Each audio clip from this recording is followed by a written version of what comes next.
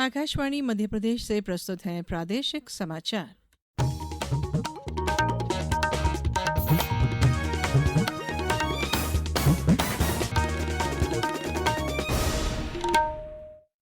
नमस्कार, समाचारों के साथ मैं धारणा सचदेव। प्रधानमंत्री नरेंद्र मोदी ने कहा है कि डिजिटल इंडिया अभियान ने सुशासन को नई दिशा दी है। उन्होंने कहा कि इस अभियान के 11 वर्ष पूरा होने पर इसका असर जीवन के हर क्षेत्र में दिख रहा है। डिजिटल भुगतान और प्रत्यक्ष लाभ हस्तांतरण से सरकारी सहायता पारदर्शी तरीके से लाभार्थियों तक पहुंच रही है।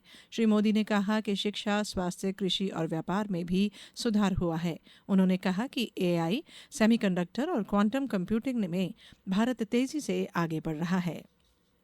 मुख्यमंत्री डॉ मोहन यादव आज सिवनी जिले में राज्य स्तरीय धान महोत्सव में शामिल होंगे। इस दौरान वे 494 करोड़ रुपए लागत के 629 विकास कार्यों का लोकार्पण और भूमि पूजन करेंगे। कोदो कुटकी उत्पादक करीब 4 किसानों के खातों में सिंगल क्लिक से करीब 3 करोड़ रुपए की प्रोत्साहन राशि अंतरित की जाएगी। किसानों को ये राशि 1,000 रुपए प्रति क्विंटल की दर से दी जा रही है। महोत्सव स्थल पर कृषि यंत्रों, मिलेट्स उत्पादों और स्व सहायता समूहों के उत्पादों की विकास प्रदर्शनी भी लगाई जाएगी। देश में आज से मनरेगा की जगह नया विकसित भारत रोजगार और आजीविका मिशन यानी वीबीजी रामजी अधिनियम लागू हो गया है। इसके तहत अब 100 के बजाय 125 दिनों के रोजगार की गारंटी मिलेगी।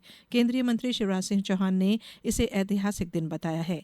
सरकार ने इसके लिए 95,600 करोड़ रुपए से अधिक का प्रावधान किया है।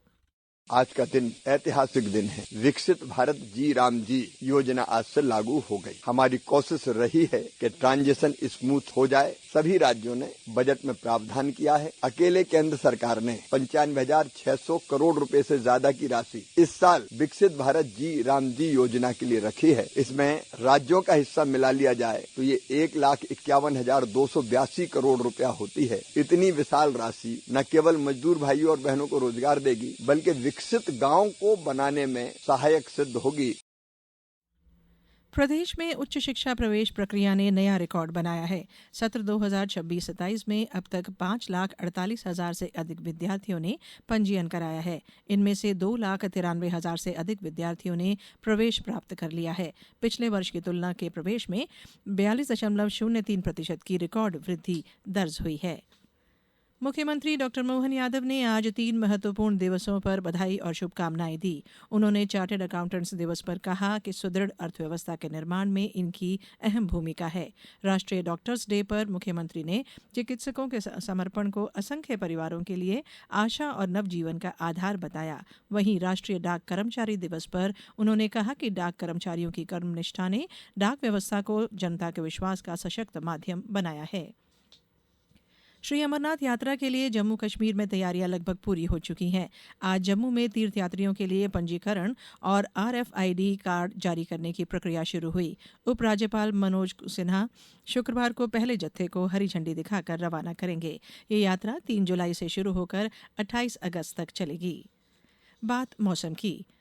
प्रदेश में मानसून अब पूरी तरह सक्रिय हो गया है। बालाघाट और डिंडोरी में आज अति भारी बारिश की चेतावनी जारी की गई है। देवास, हरदा, बैतूल, पांडुर्ना और छिंदवाड़ा में भारी बारिश का अनुमान है। भोपाल, इंदौर, ग्वालियर, उज्जैन और जबलपुर सहित कई जिलों में तेज आंधी के साथ बारिश हो सकती है।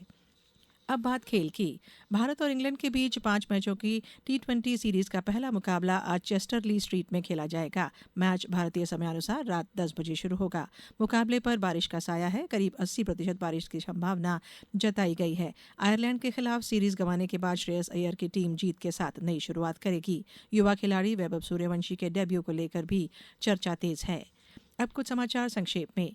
शिवपुरी कलेक्टर ने जिले की समस्त रेत खदानों में मानसून अवधि के दौरान खनन गतिविधियों पर प्रतिबंध लगाने का आदेश जारी किया है। आगरमालवा के अपर जिला मजिस्ट्रेट द्वारा खाद्य सुरक्षा नियमों के उल्लंघन पर एक दूध डेयरी संचालक पर 1.5 लाख रुपए का अर्थदंड अधिरोपित किया गया।